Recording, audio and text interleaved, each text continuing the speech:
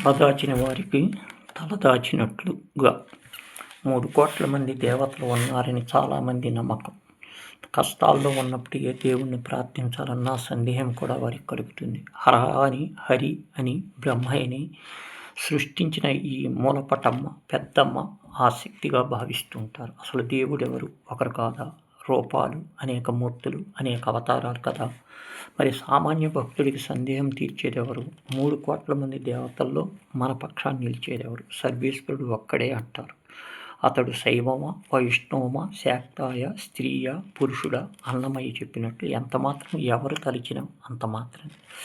పోతన భాగవతంలో గజేంద్ర మోక్ష ఘట్టం ఈ ప్రశ్నలకు సరైన సమాధానం చెప్తుంది. సంపూర్ణ శరణాగతి పరమావధి అంటుంది.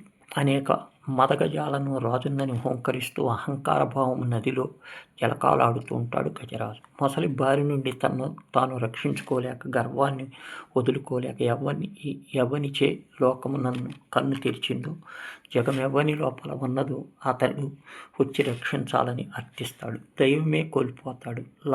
లావెక్కెంత లేదు, ధైర్యం పోయింది కావున వరద అంటాడు.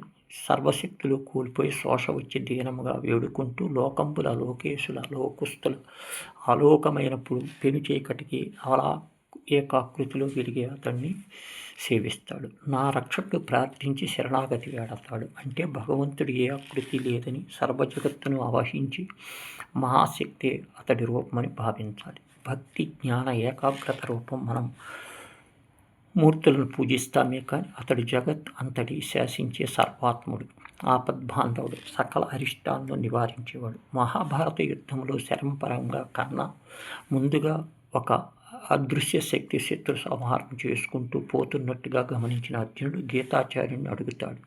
ఆ శక్తి లయకారుడని చెబుతాడు. సృష్టి స్థితి లయలను నిర్ణయించేది ఏకాత్మ రూపమే భగవస్వరూపము. అతడు లోకాన్ని విస్తరించి అనంత విశ్వరూపుడు.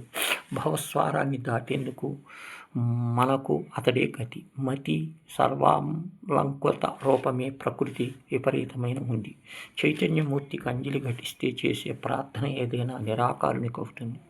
సమస్త విశ్వాసాన్ని నడిపిస్తున్న శక్తి ఏది ఉందో తలిచేవారు ఏ రూపంలో కొలిస్తే ఆ రూపంలో వెళ్ళే సర్వేశ్వరుడు కనిపిస్తాడు. సడలని భక్తితో తనను పూజించి ఎప్పటి తనలో ఉంటారని, తాను వారిలో ఉంటానని గీత స్వయంగా చెప్పాడు. పత్రం పుష్పం ఫలం తోయం ప్రయచ్చతి. అవ్యక్త మూర్తిగా జగత్తు మొత్తము వ్యాపించి ఉండేవాడు ఆ పరమాత్ముడు. భక్తుడు మనస్ఫూర్తిగా దేన్ని సమర్పించాలి సేకరించి అనుగ్రహిస్తాడు.